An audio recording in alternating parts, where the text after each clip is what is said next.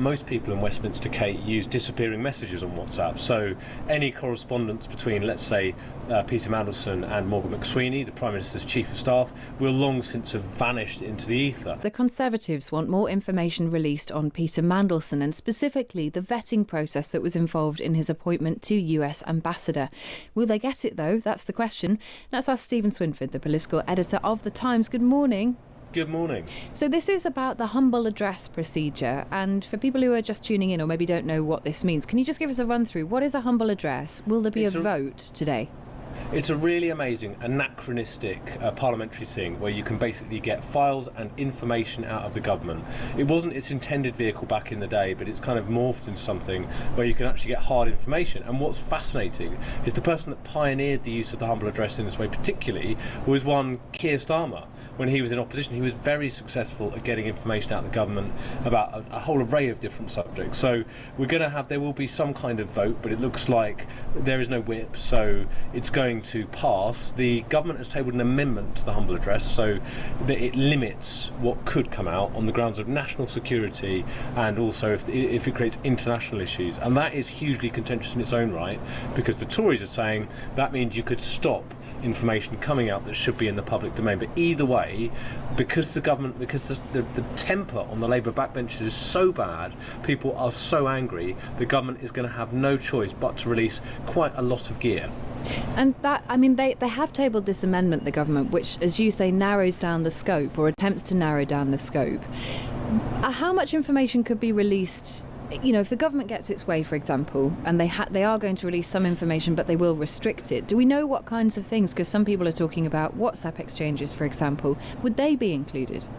They could be included, but what I would say is that most people in Westminster, Kate, use disappearing messages on WhatsApp. So any correspondence between, let's say, Peter Mandelson and Morgan McSweeney, the Prime Minister's Chief of Staff, will long since have vanished into the ether. And that is one of the challenges of government by WhatsApp, as it's called. When I'm sure listeners probably remember all the Partygate messages. One of the extraordinary things about that was that a lot of those messages actually survived, that they didn't have disappearing messages on. But I think one of the lessons a lot of politicians privately took on board from that is they needed to cover their tracks better. And so whether such messages actually exist is going to be a really key question from this humble address. So we shall see from that. The other thing that's worth flagging is this: there's no argument that some of this is in Starmer's interest. He needs to bury Peter Mandelson now, and everything he has done in the last 48 hours tells us that he is trying to put as much distance between him and the man he entrusted with the entire special relationship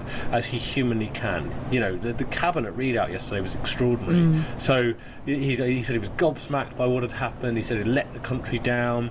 The Number 10 and the Cabinet Office actually proactively supplied information to the police, their own judgment that there was potential criminality. So clearly the only option here for Starmer, given that he gave Mandelson such a senior position, is to now try to kill him, and that's what we're seeing in public view.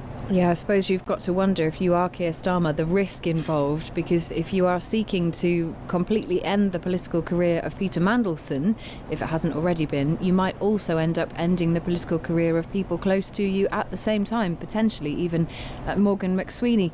Steve, we'll find out more about that today, but I just want to touch on, in your podcast, The State of It. Obviously, everyone ought to be listening to it, and if they had, they will have heard you talking about the Prime Minister's attempt at changing focus. What's he going to try and do?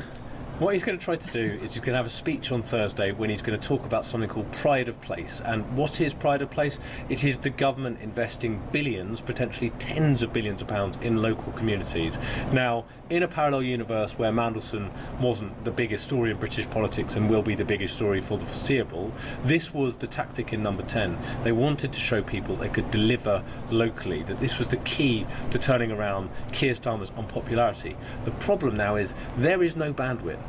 No one will be really listening to what he has to say about local investment in local communities, because everyone will want to know about Lord Mandelson, and arguably a spectacular error of judgment in appointing him in the first place. Another one for Keir Starmer, but a really, really big one in making him his US ambassador, despite clear evidence about his friendship with Jeffrey Epstein and the fact that had continued after his conviction for child sex offences. Even as I say those words, they sound insane. Yeah. They are insane. I mean, that was the judgment call he made, and it was a terrible judgment call, and it's going to dominate Kate for months and months, and probably for the rest of Keir Starmer's premiership, however long that may be.